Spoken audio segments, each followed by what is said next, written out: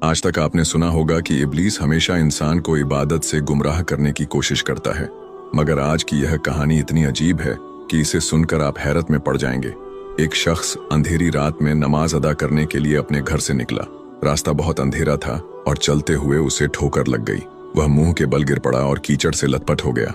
गंदे कपड़े देखकर वह वापस घर लौटा, लिबास बदला और फिर से मस्जिद की ओर रवाना हुआ। अभी कुछ ही कदम चला था कि उसे दोबारा ठोकर लगी और वह फिर गिर पड़ा, मगर उसकी हिम्मत कम न हुई। वह फिर घर लौटा, कपड़े बदले और एक बार फिर मस्जिद की ओर बढ़ा।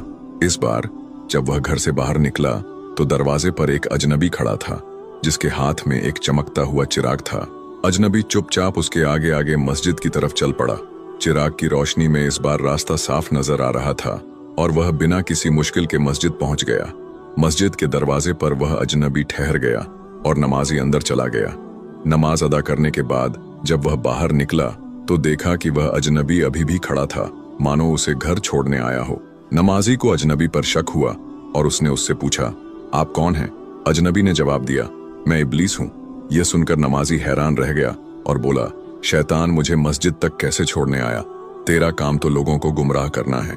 इब्लीस हंसते हुए बोला, जब पहली बार तू गिरा तो अल्लाह ने तेरे सारे गुनाह माफ कर दिए। जब दूसरी बार गिरा तो अल्लाह ने तेरे पूरे खानदान को बख्श दिया। मुझे डर था कि अगर तू तीसरी बार गिरा तो अल्लाह पूरे गांव को बख्श देगा, इसलिए मैं चिराग लेकर आया ताकि तू बिना गिरे मस्जिद पहुंच जाए। यह सुनकर नमाजी की आंखों में आंसू आ गए। उसने सजदे में गिरकर अल्लाह का शुक्र अदा किया कि उसकी मेहनत और नियत को अल्लाह ने कबूल कर लिया।